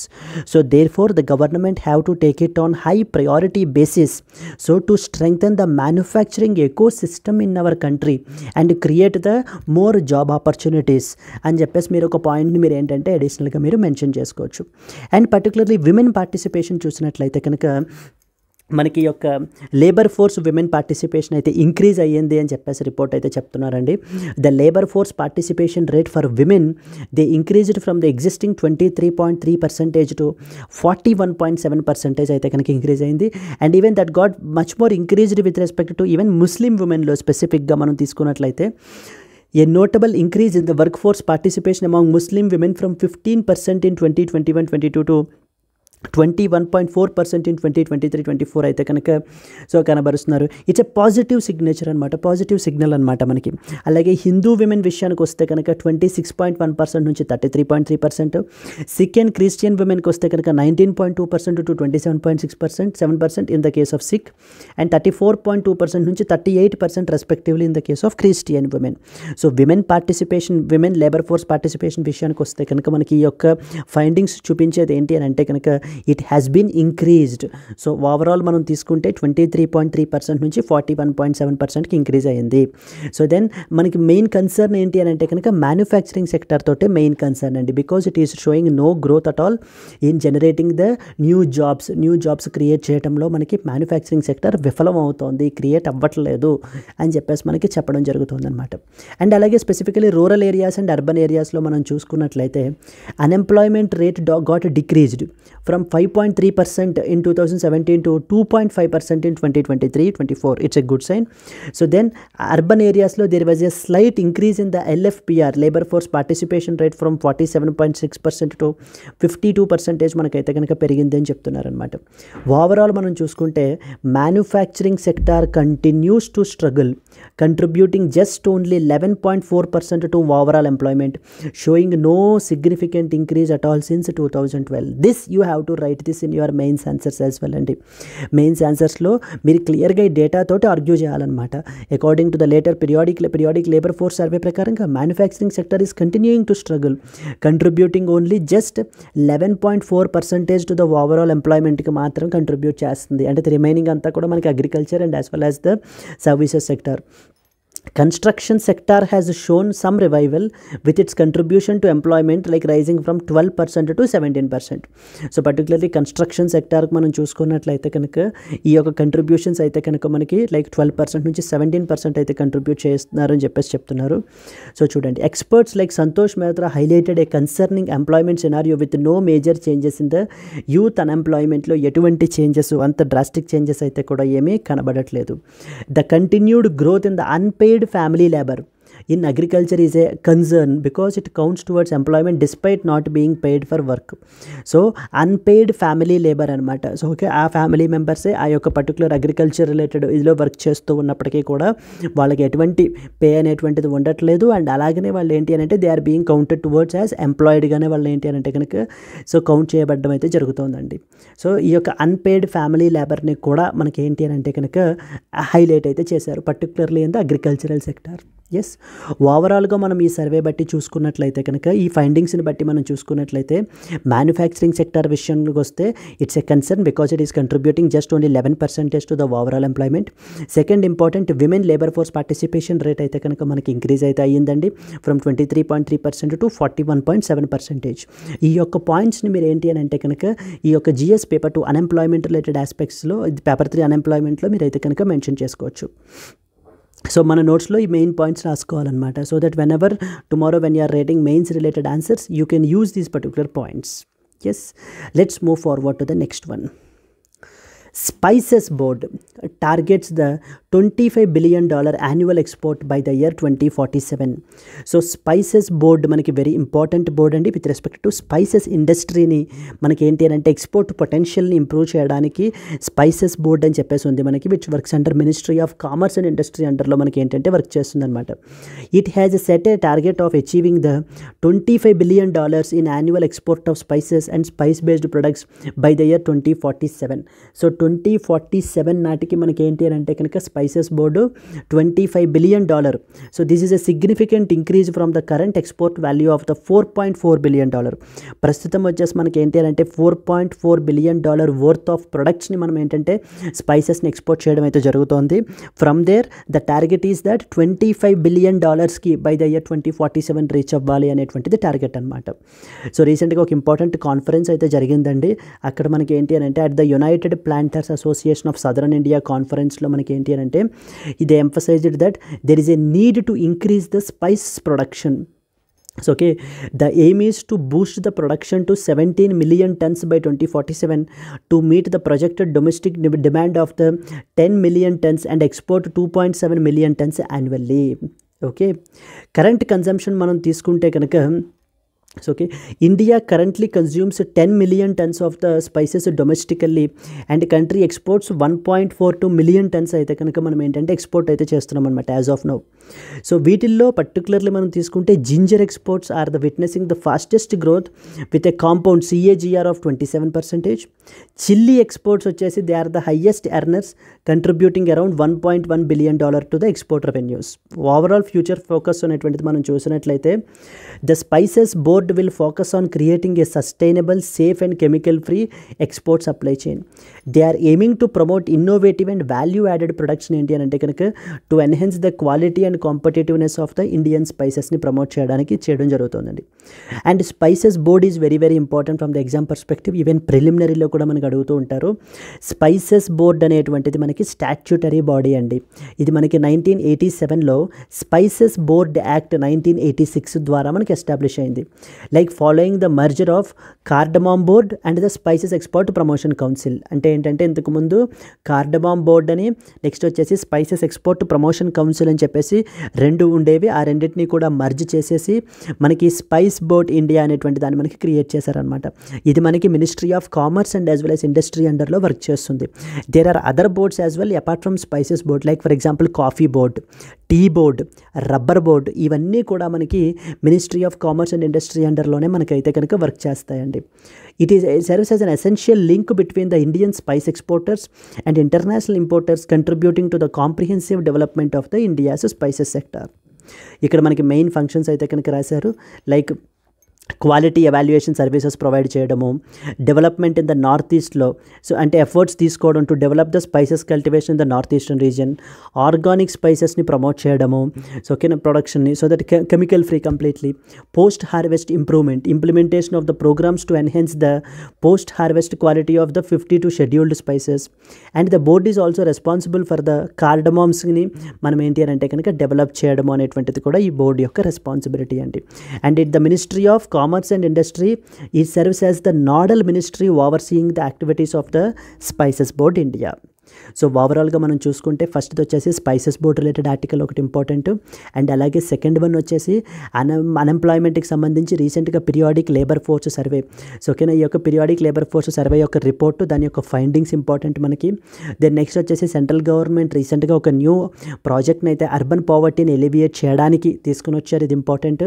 Then followed by that next national credit framework అని చెప్పేసి మనకైతే కనుక దీని గురించి university Grants commission chairperson అయితే మాట్లాడుతున్నారు. So దీని గురించి కూడా మనకైతే స్టడీ చేయాలండి జిఎస్ పేపర్ 2లో. దెన్ అలాగనే Israel, so like construction workers around 10,000 వర్కర్స్ని మనకి ఏంటి అని అంటే కనుక స్కిల్డ్ వర్కర్స్ని సో రిక్రూట్ అయితే చేసుకుంటున్నారు. అది మనకి ఇండియా అండ్ ఇజ్రాయిల్ రిలేషన్స్ అండర్లో కూడా మనం అయితే కనుక మెన్షన్ చేయొచ్చు. యునైటెడ్ నేషన్స్ సెక్యూరిటీ కౌన్సిల్కి సంబంధించి UN Summit of the Future అని చెప్పేసి మనకైతే రీసెంట్గా అడాప్ట్ చేయబడడం జరిగింది. ఆ యొక్క సమిట్ పరిస్థితి ఏంటి, ప్యాక్ట్ ఆఫ్ ద ఫ్యూచర్ ఏంటి, ప్యాక్ట్ ఆఫ్ ద ఫ్యూచర్లో సెక్యూరిటీ కౌన్సిల్ గురించి ఏం మాట్లాడారు అనేటువంటి ఆస్పెక్ట్స్ అన్నీ కూడా మీరైతే స్టడీ చేసుకోవాలండి. ఓకేనా. Now coming to that of the today's question, these are the main important articles that you have to cover.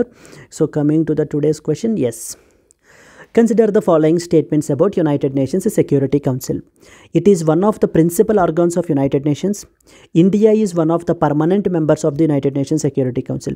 Which of the above statements is or are correct? Very easy question andi.